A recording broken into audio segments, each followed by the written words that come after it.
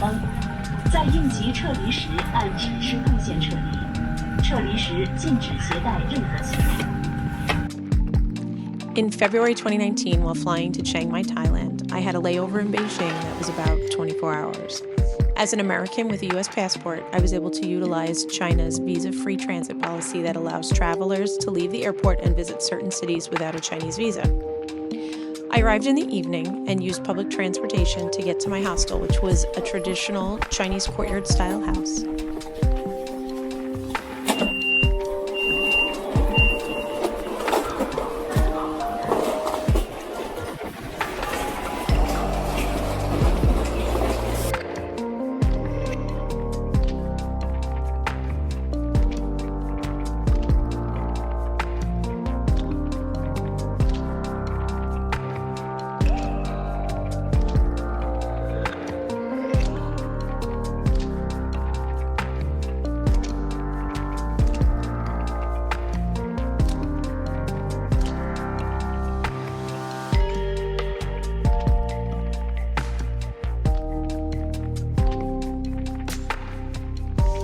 In the morning, I set out to explore the city.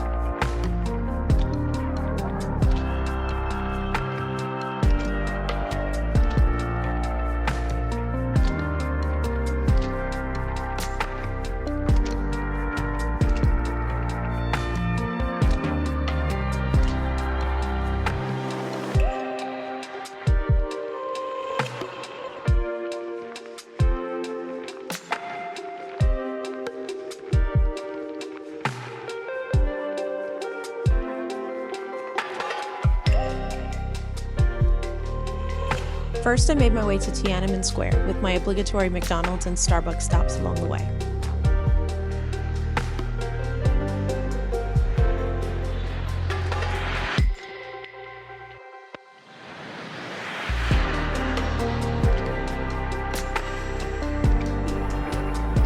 Found it!